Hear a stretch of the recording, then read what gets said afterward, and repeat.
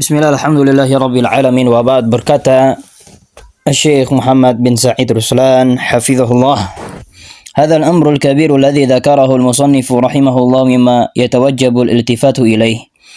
Perkara yang besar ini yang disebutkan oleh Syekh Abdurrahman As-Sa'di rahimahullah termasuk dari perkara yang wajib bagi kita untuk lirik.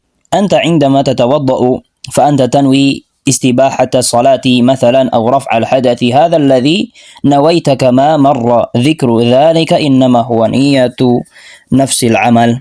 Tatkala engkau melakukan wudu, engkau meniatkan untuk berwudu. Engkau niatkan untuk membolehkan salat. Tatkala seseorang berwudu, maka yang dia niatkan adalah agar boleh melakukan salat atau untuk mengangkat hadas. Dan ini disebut dengan niat amalan. Niat amalan itu sendiri. Seseorang niat berwudu, seseorang niat untuk mengangkat hadas, atau seseorang niat agar boleh melakukan salat. Ini dinamakan sebagai niat amalan. Niat amalan. Fa anta tanwi al-wudu'a, yani tanwi istibahata as-salati aw tanwi raf'a al-hadathi, fa hadhihi niyyatu nafsi al-amal. Walakin law dhamamta ila dhalika niyyatayn ukhrayayn faqad wasalta hina idzin ila martabati al-kamal al-khalis wal ikhlas al-kamil fima yata'allaqu bi ikhlasi hadzal amal. Namun apabila seseorang melakukan wudu dengan niat untuk mengangkat hadas atau dengan niat agar dia boleh sholat, ini niat yang pertama. Apabila dia menambah lagi dengan niat yang kedua, yaitu niat ikhlas, maka ini lebih lagi, lebih membuat amalannya menjadi murni untuk Allah Azza wa Jal. Maksudnya adalah dia tidak hanya meniatkan untuk wudu, sekedar wudu saja, tapi dia meniatkan wudu dan meniatkan wudunya tersebut untuk Allah Azza wa Jal. Maka amalannya ini menjadi amalan yang ikhlas, sempurna, murni untuk Allah Azza wa Jalla. Lianna hadzal amala qad faradahu Allahu alaik, dengan meyakini bahwasanya wudu tersebut adalah hal yang wajib dilakukan olehmu tatkala engkau ingin mengangkat hadas atau ingin boleh melakukan salat, ingin boleh melakukan salat. Yakni idza qumta ila salati fala budda min at-taharah. Maksudnya adalah apabila engkau ingin melaksanakan salat, maka wajib bagimu untuk taharah. Fa anta tatawaddau lis-shalah in kunta muhditsan hadatsan asghar. Maka engkau berwudu untuk melakukan salat apabila engkau dalam keadaan hadas. Hadasnya hadas kecil. Fa anta tanwi ta'atallahi tabaraka wa ta'ala. Maka hendaknya engkau meniatkan untuk mentaati Allah Azza wa Jal bil ityani bi nafsil amal. Tatkala engkau melakukan amalan tersebut, yaitu wudu. Fatanwi istibahata salati aw raf'al hadathi wa tanwi mutaba'atar rasul. Maka engkau meniatkan agar boleh melakukan salat dengan wudu tersebut, dan engkau meniatkan agar hadas bisa terangkat dengan wudu tersebut, dan ditambah dengan itu engkau ikhlas dan engkau niatkan untuk mengikuti Nabi Shallallahu Alaihi Wasallam, untuk mutaba'ah kepada Rasul Shallallahu Alaihi Wasallam. Maka ada tiga tingkatan niat. Ada tiga tingkatan niat. Tingkatan yang pertama, seseorang meniatkan amalan tersebut. Contoh wudu, apabila seseorang berwudu, maka dia meniatkan untuk wudu agar bisa sholat. Tingkatan yang kedua, yaitu ikhlas. Meniatkan dengan amalan tersebut ikhlas karena Allah Azza wa Jal. Tingkatan yang ketiga, dia meniatkan mengikuti Nabi Shallallahu Alaihi Wasallam di dalam wudunya. Dan niat ini yang banyak dilalaikan oleh kaum muslimin. Meniatkan dengan suatu amalan mengikuti Nabi Shallallahu Alaihi Wasallam, meniatkan mengikuti Nabi Shallallahu Alaihi Wasallam di dalam beramal. Fatanwi 'inda al-wudu'i an tutabi'a an-nabiy sallallahu alaihi wasallam wa an tatawadda'a kama kana yatawadda'u. Yaitu engkau meniatkan tatkala berwudu untuk mengikuti Nabi sallallahu alaihi wasallam sebagaimana Nabi sallallahu alaihi wasallam berwudu. Wa tanwi aydan al-ma'mula lahu hadzal amal. Disertakan dengan itu engkau meniatkan dengan wudu tersebut untuk ikhlas karena Allah Azza wa Jal. Wa huwa ma dzakarahu syaikhu bi lafdzil ikhlas fatanwi bil wudu'i wajha Allah. Yaitu dengan ibarat lain engkau ikhlas di dalam wudu, engkau mengharapkan wajah Allah Azza wa Jal dari amalan wudu tersebut. Wa kadzalika fi shalah, begitupun di amalan salat. Wa kadzalika fi sa'iri ma yunwa. Begitu pula pada setiap amalan yang harus di dalamnya ada niat. Fatajma'u hadhihi niyyah, maka engkau bisa mengumpulkan 3 niat ini. Tadi niat yang pertama meniatkan amalan tersebut, yang kedua meniatkan ikhlas karena Allah Azza wa Jal, yang ketiga meniatkan untuk mutaba'ah kepada Nabi sallallahu alaihi wasallam. Wa hadha huwa al-ittiba'ul haqqi li Rasulillah sallallahu alaihi wasallam li'anna Nabiy sallallahu alaihi wasallam inma kana yatawadda'u kama 'allamahu Jibrilu. Maka apabila seseorang tatkala beramal sudah meniatkan amalannya, kemudian sudah meniatkan ikhlas karena Allah Azza wa Jal, kemudian dia meniatkan agar mengikuti Nabi sallallahu alaihi wasallam, maka sungguh dia telah mengikuti al-haq yang dibawa oleh Nabi sallallahu alaihi wasallam, karena Nabi sallallahu alaihi wasallam tidaklah berwudu kecuali itu adalah wudu yang diajarkan oleh Jibril alaihi salam kepadanya. Fahadha amrun lam yakun min indih.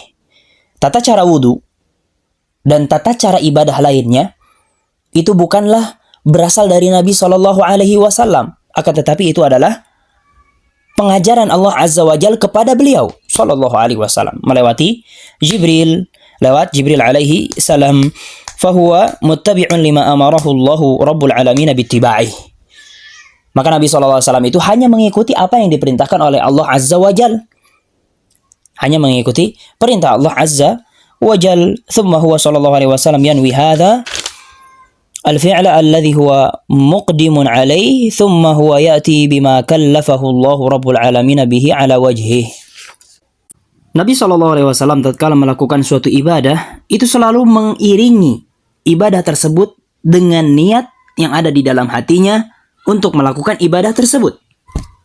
Nabi SAW tatkala melakukan suatu ibadah, maka beliau selalu mengiringi niat di dalam hatinya untuk melakukan ibadah tersebut.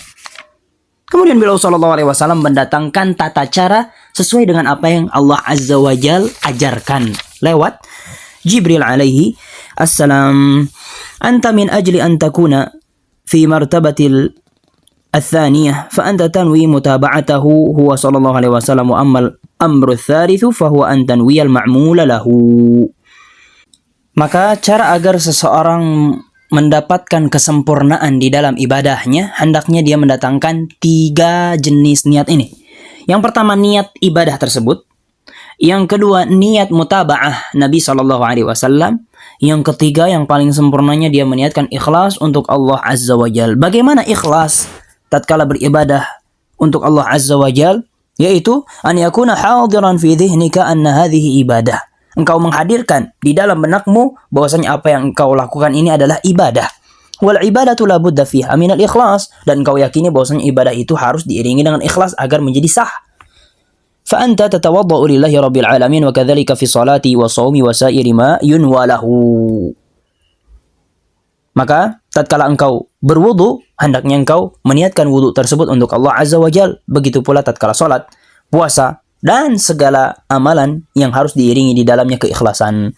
Berkata Ibnu Utsaimin rahimahullah di dalam kitab Syarah Manzumah Ushulul Fiqh dan kaidah-kaidahnya, "Wa min ta'tsirin niyati fil amal annaka qad tajidu rajulaini yusallayani sajidain ahaduhuma yasjudu lisyamsi watsani yasjudu li khaliqis syams."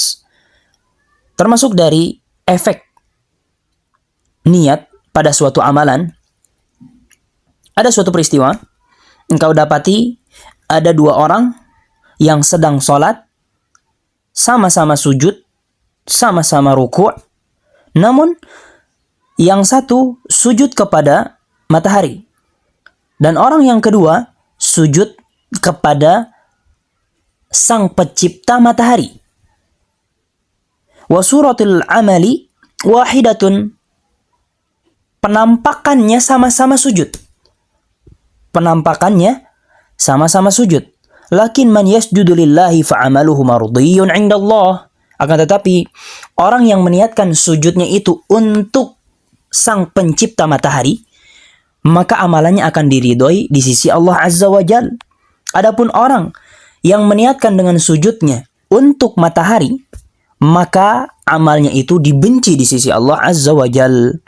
Maka lihatlah, tatkala Nabi SAW ditanya mengenai seseorang yang berjihad di jalan Allah Azza wa Jal dengan maksud untuk menunjukkan kesatriaannya,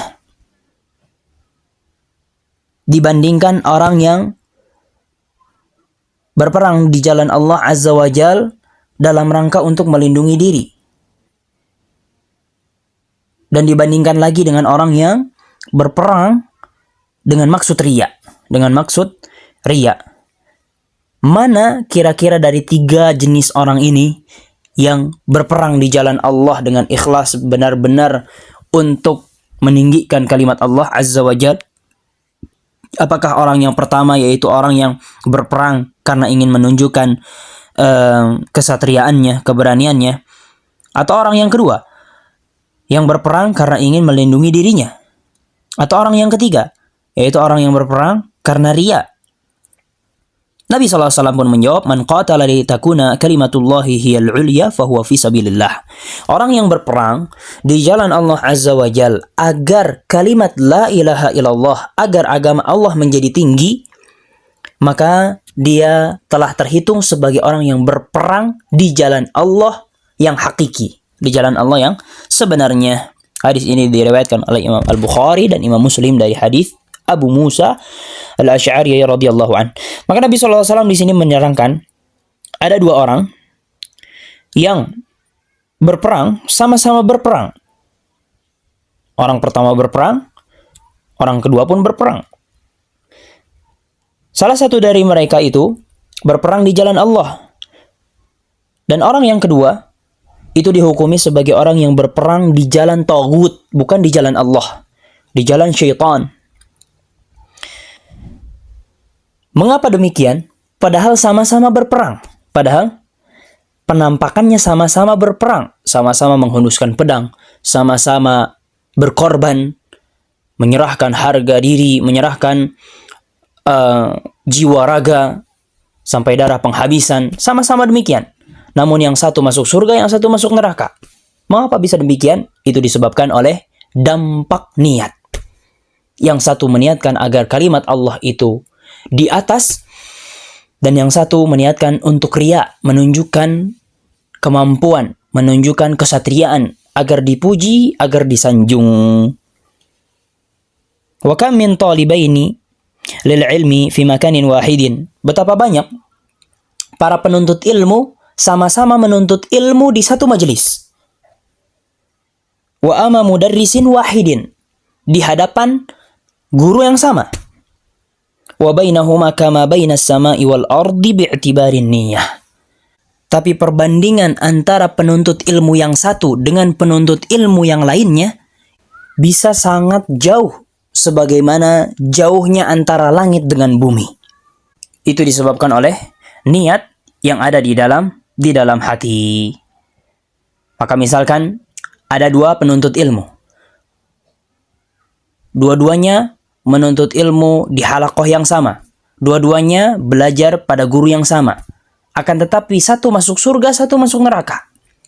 Mengapa bisa demikian? Itu dikarenakan niat yang ada di dalam hatinya. Penuntut ilmu yang pertama meniatkan menuntut ilmunya agar mengangkat kejahilan dari dirinya, untuk wajah Allah Azza wa Jal, untuk mengangkat kejahilan dari umat, untuk memberikan manfaat. Adapun penuntut ilmu yang kedua, itu meniatkan agar dipanggil ustaz, agar disanjung, agar dimuliakan, agar dihormati, agar dipuji. Maka sehingga dia menjadi orang-orang yang binasa dikarenakan niatnya. Padahal penampakannya sama-sama menuntut ilmu. Faniyatulaha ta'thirun kabirun fi tashihil amali wa takmilih aw ibtalih wa nuqsanih. Maka ketahuilah bahwasanya niat itu mempunyai dampak yang sangat besar yang menjadikan amalan seseorang menjadi sah dan sempurna, atau menjadikan amalan seseorang batal dan juga cacat. Ilahuna walhamdulillah.